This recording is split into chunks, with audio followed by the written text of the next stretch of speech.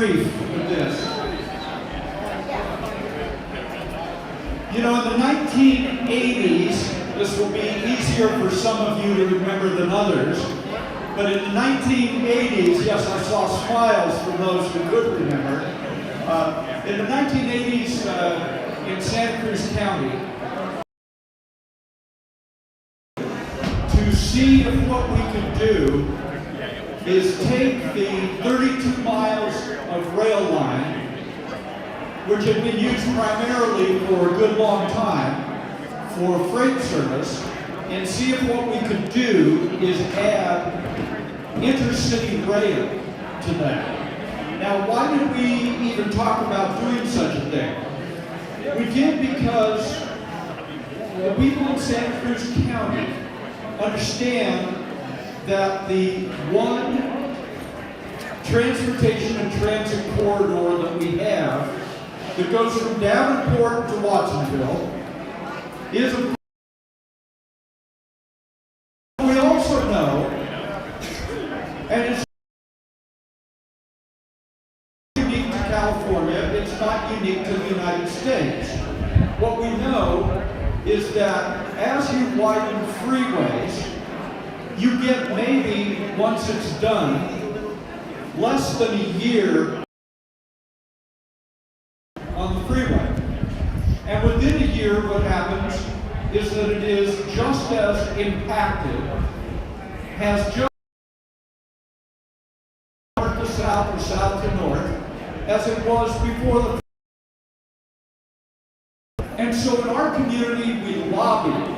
We went to the California State Legislature and we said, we will do whatever it takes in order to get intercity rail on that rail line from Santa Cruz to Watsonville. Here's what the state of California said. I'm more interested in helping you if the first thing you do is help yourself. And we said, well, what does that mean? They said it means adopting a half-cent sales tax dedicated to transportation and transit in Santa Cruz County, because then you're taxing yourself. Your voters are saying, we will raise our own taxes in order to achieve this important transportation and transit initiative. And we went back to the state.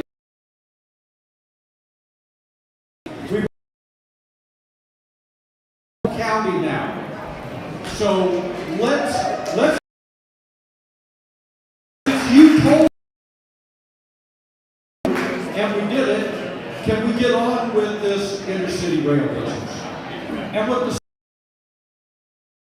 we are putting together a statewide transportation bond initiative, Proposition 116. And we lobbied the state of California, we lobbied the state legislature to get money in there so that we could buy that 32 miles of rail. And in fact, the voters of the state of California and the voters of Santa Cruz County overwhelmingly approved Proposition 116, and the money was in there for it, and we got that money and we went to the California Transportation Commission and said, now we've got the money in the bond issue, now we passed the bond issue, now can we have our money so that we can buy that rail line? I want you to listen to this next piece. In front of the California,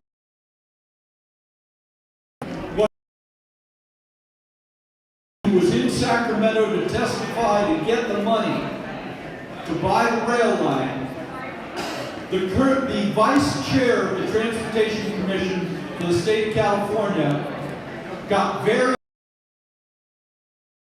people from Santa Cruz and pointed his finger at him. His name's Jim Cocometti, if you want to look this up.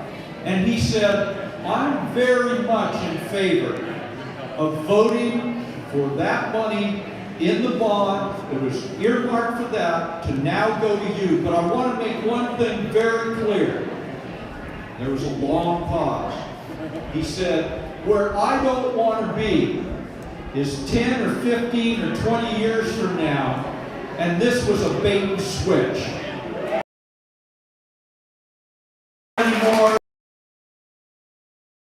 and that you lied to us. Supervisors, regional transportation people do that. We only want this money. We've been at this for years because we want intercity rail. We understand that there are race and class issues embedded in rail. Successful in fighting climate change and its impacts, that we should do what every community in the is paying attention to this issue is doing, and that is to convert as much as possible to fuel-efficient, zero-emission rail. There is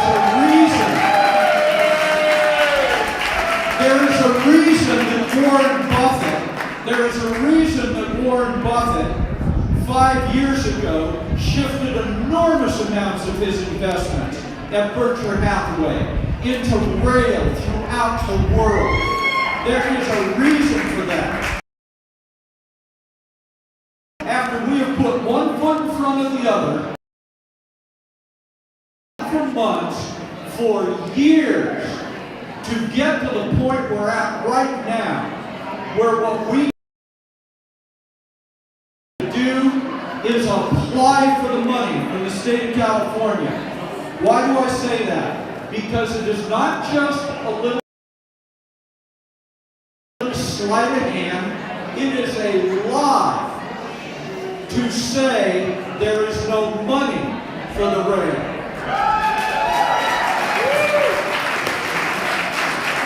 The President of the United States and the United States Congress passed a $1.5 trillion infrastructure bill. Billions of dollars are coming to California. Hundreds of millions of dollars of that money is for rail. And all you have to do, you do have to ask. You're not going to come over here and ask us, can we give you some money? The Education Commission won't even ask. And Measure D is about pretending that what is at issue here is whether or not we're going to have a trail. We are going to have a trail. There's already a trail being built. This is not about a trail. This is about whether or not we're going to keep faith with each other, we're going to keep faith with our values, and we are going to, in fact, have rail and trail and intercity rail from Watsonville to Santa Cruz, and also to be able to protect, defend forever Roaring Camp.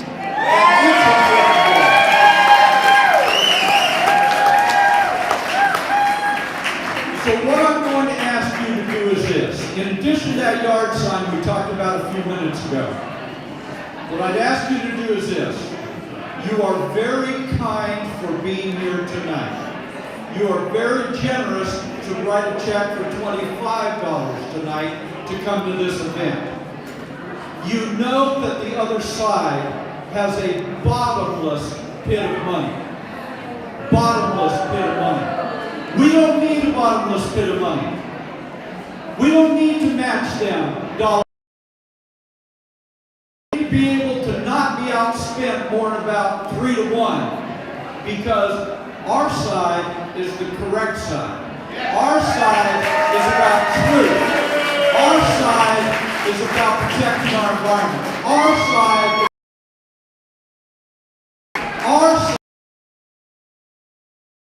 and a trail, and you write this campaign. What we need to do to get the mail out, to be able to have those signs, to be able to prosecute this campaign for the next days, and come out with a